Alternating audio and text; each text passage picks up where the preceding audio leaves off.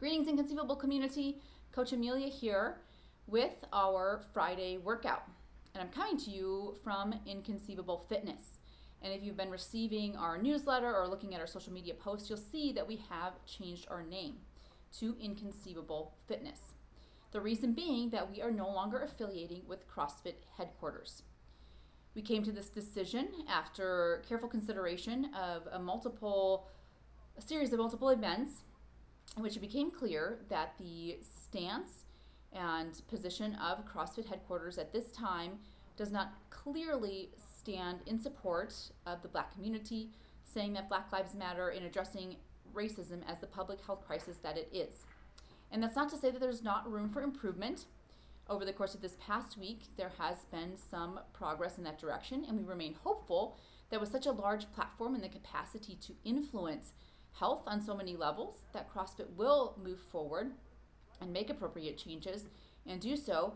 And in the meantime, we are moving forward independently so we can be very clear on our mission and vision, stating clearly that Black Lives Matter, that racism is indeed a public health crisis in need of louder voices, stronger actions, more allies, and we seek to be that within our gym and as a community extending beyond the walls and beyond the workouts.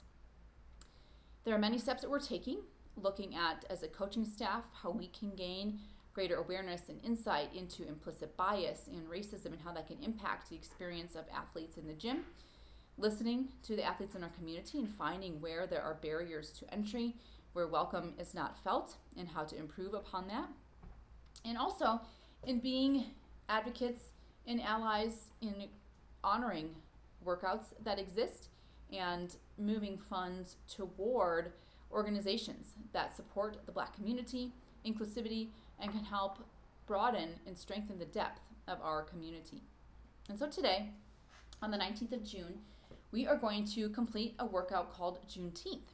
And this is produced by Iron Roots Athlete. And if you put iron.roots.athlete in Instagram, you can follow. And they have been posting a number of memorial workouts and great actionable ideas of how to move forward and how to make this more than just a de-affiliation.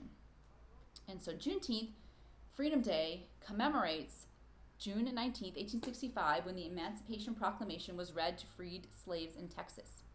And it's notable that this was 2.5 years after it was written, January 1st, 1863.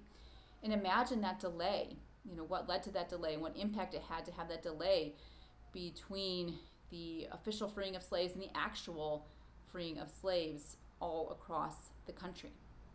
And reflecting today on how those freedoms really are implemented and where they aren't experienced fully and what work we have to do to get there. And I've listened to a number of books and town halls and different webinars, and they're great resources, and I will continue to post them on our social media pages. But I encourage you to find a Juneteenth celebration near you on this Friday. If you're in Southern Oregon, that's where I first saw Juneteenth as a celebration in this external experience at the Oregon Shakespeare Festival. And it was beautiful and moving with a lot of personal testimony and historical review. And if you're in Southern Oregon, please go. It's between 2 and 6 p.m. on Friday, the 19th of June. There are events happening all over the country. More businesses are noting that this is indeed a national holiday and warrants celebration and time away from work. And so please take the time to do that. There are virtual celebrations. Facebook did sponsor one. I'm attending a webinar called Slave Food, put together by two physicians, looking at how food is used both as suppression and can serve for justice. And so find a way that you can gain information, that you can honor this moment, that you can celebrate with and for the Black community, and then see what action steps you can take. And the ones that came up in the most recent webinar, and Stacey Abrams was a big leader in that conversation, was to vote, register to vote, especially in your local elections, to participate in the census, as this is where we get a lot of our resources, and it's only about 50% complete so far, and you can go online and complete that. And then to keep learning. And there are so many resources available. If you watch Netflix, there's the whole Black Lives Matter channel on there, pieces that have been designated as such. There are podcasts. There are so many books, the New York Times bestsellers, the top 20, I believe, are all relevant to racism. And you can obtain them as an ebook, or an audiobook, because most of them in print are actually hard to find, which is great. It means a lot of people are reading them, or at least have bought them. Hopefully they're reading them. And stay in discussion. We do these workouts not to be comfortable, right? To find our weaknesses and to strengthen them. And so we have to apply those same concepts to this time, because we're finding our weaknesses in thought and in concepts and in awareness, and working to strengthen them and to become stronger as an individual, stronger as a community, stronger together is something we say often. And let's really apply that here. So we'll come into the warm-up here for Juneteenth, and this is a version for at home. We're running a more intensive version in the gym, and if you're around and can RSVP to the class, go ahead and do that. And join me in a modified workout. I do have a boot on, a bit of a stress fracture that I'm recovering from, but we know that we can make anything work.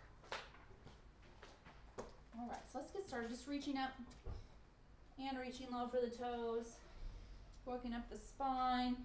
So we stretch high, opening up the arms, letting the hamstrings open, all the way up and low. One more time, and let's just hang at the bottom in that forward fold, rocking the hip side to side, letting those traps and lats really open up. Okay, I'm going to work our way back up to a stand.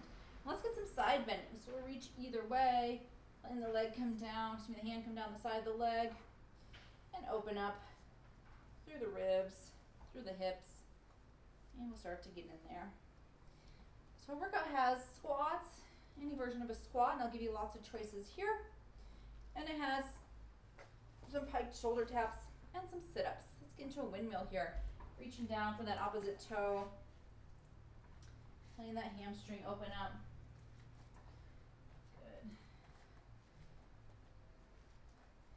And we'll go through some options. If the upper body's not as cooperative, there's always something that we can do, right?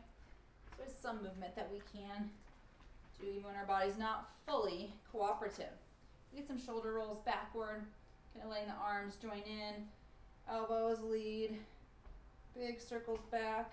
Good, and we get our arm hugs here, alternating which arm is on top as you go. Nice.